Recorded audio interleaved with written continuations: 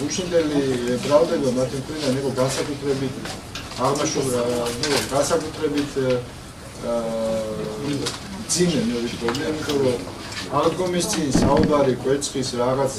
სისულელეზე, ხო, წარმოუდგენელი რამ არის, აი ისეთი უტიფარი რაღაცა მოხდა გუშინ, რომ მიუხედავად იმისა, რომ კიდევ ერთხელ ვიმეორებ, ამ ადამიანების საუბრები მაინც და მაინც არ მეინტერესებს, ალბათ ამაში მომიწევს ცოტა უფრო ღრმად ჩახედა. იმიტომ რომ თუ ჩემი პირადი აზრი გაინტერესებს, მე უფრო ადგილობრივი წარმოებლების ლობისტი ვარ, ვიდრე იმპორტის ლობისტი და აბსოლუტურად თავხედურად, აბსოლუტური სიცრუის დაბრალება ადამიანზე, ხო?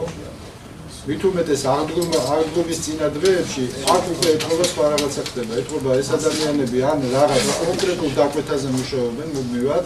ჩემთან მიმართებაში, კონკრეტული დაკვეთები ყავთ, ან არის მეორე ვარიანტი, რომ რაღაც ახალი დაავადება არსებობს, უხაფობია, რომელთაც შეპყრობილები არიან ეს ადამიანები, ხო? ასე რომ მე ამაში აუცილებლად ჩავიხედავ, თუ აქამდე მათ ბრალდებებს ყურადღებას არ ვაქცევდი, იმიტომ რომ მე არ ვთვლი, რომ სიბინძურეს ანუ თუ შენ არ გეხება ესეთ სისულელეებში უნდა შეხვიდეთ სულ პოლემიკაში, ესეთი ტიპის ძალიან საეჭვო რეპუტაციის ადამიანებთან, მაგრამ ამ კვერცხის შემთხვევას აუცილებლად ჩავეძიებდი იმ მარტივი მიზეზის გამო, რომ აღდგომის წინ ეს განაცხადი როგორც ჩანს და საკმაოდ მძიმედ გამოიყურება ეს ყველაფერი ჩემს მიმართ, მე აუცილებლად გავარკვევ რა იდგა ამ ყველაფრის უკან,